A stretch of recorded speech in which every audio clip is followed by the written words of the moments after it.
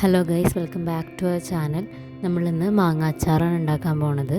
വളരെ എളുപ്പത്തിലും വളരെ ടേസ്റ്റായിട്ടും നമുക്ക് എങ്ങനെ മാങ്ങ അച്ചാർ ഉണ്ടാക്കാമെന്ന് നോക്കാം. അതിനായിട്ട് മാങ്ങ നന്നായിട്ട് കഴുകി വൃത്തിയാക്കി എടുക്കാം.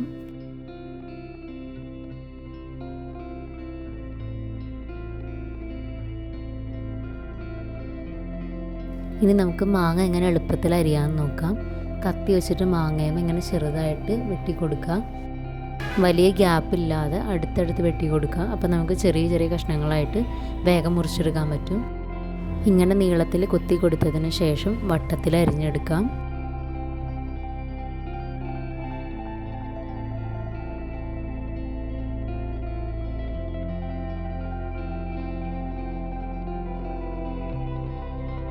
മാങ്ങ ചെറുതായിട്ട് അരിഞ്ഞെടുത്തിട്ടുണ്ട്.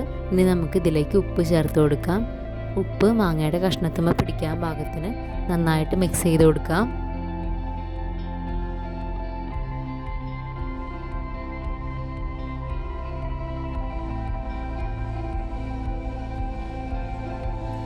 മാങ്ങയും ഉപ്പും കൂടി നന്നായിട്ട് മിക്സ് ചെയ്തതിന് ശേഷം നമുക്കിതൊരു ടിന്നിലേക്ക് മാറ്റി വയ്ക്കാം.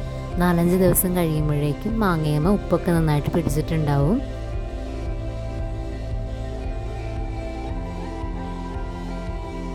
ടിന്നിലേക്ക് മാങ്ങ പകർത്തിയതിന് ശേഷം അതിന് മുകളിലായിട്ട് കുറച്ച് കല്ലുപ്പൊടി നമുക്ക് വിതറി കൊടുക്കാം.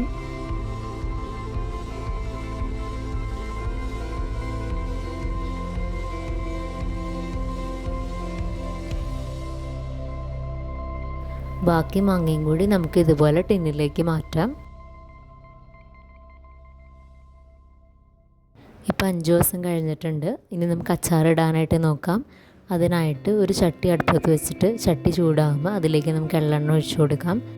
എണ്ണ ചൂടായി വരുമ്പോൾ നമുക്ക് കടുക് പൊട്ടിക്കാം.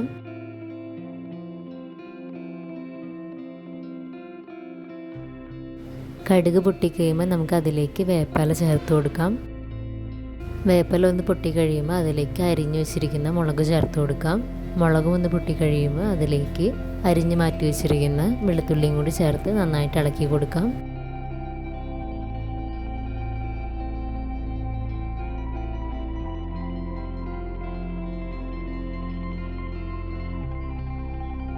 വെളുത്തുള്ളി വാടി ഒരു ഗോൾഡൻ ബ്രൗൺ കളറായി വരുമ്പോൾ അതിലേക്ക് ഉണക്കി പൊടിച്ചു വെച്ചിരിക്കുന്ന ഉലുവയുടെ പൊടിയും കൂടി ചേർത്ത് കൊടുക്കാം. അതിൻ്റെ കൂടെ തന്നെ ആവശ്യത്തിനനുസരിച്ച് മുളക് പൊടിയും കളറിന് വേണ്ടിയിട്ട് കാശ്മീരി മുളക് പൊടിയും കൂടി ചേർത്ത് കൊടുക്കാം. അതിൻ്റെ ഒപ്പം തന്നെ ഉരുക്കി വെച്ചിരിക്കുന്ന കായം കൂടി ചേർത്ത് കൊടുക്കാം. മുളക് പൊടിയുടെ പച്ചമണം മാറി വരണ വരെ നന്നായിട്ട് ഇളക്കി കൊടുക്കാം.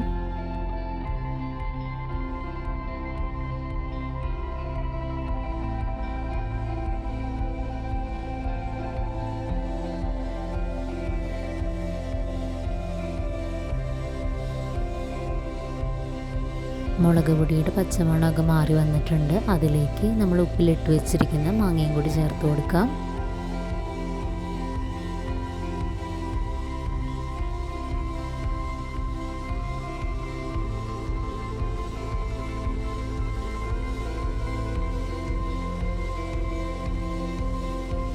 മാങ്ങ ചേർത്ത് കൊടുത്തതിന് ശേഷം നന്നായിട്ട് ഇളക്കി യോജിപ്പിക്കാം.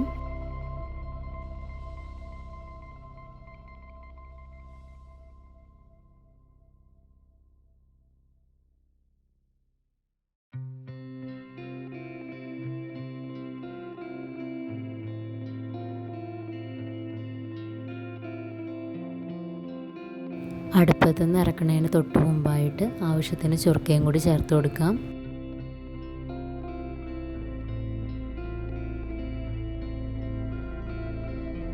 അടുപ്പത്തു നിന്ന് ഇറക്കുന്നതിന് മുമ്പായിട്ട് തന്നെ ഉപ്പ് കുറവുണ്ടോ എന്ന് നോക്കിയിട്ട് ആവശ്യമുണ്ടെങ്കിൽ കുറച്ചുകൂടി ഉപ്പ് ചേർത്ത് കൊടുക്കാം.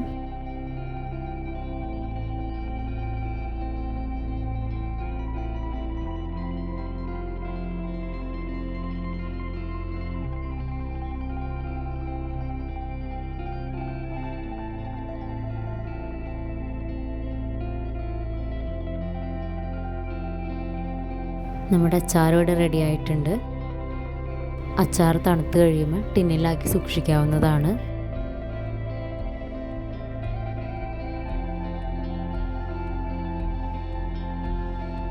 വളരെ എളുപ്പത്തിലും വളരെ രുചികരമായിട്ട് ചെയ്യാൻ പറ്റുന്ന അച്ചാറാണിത്.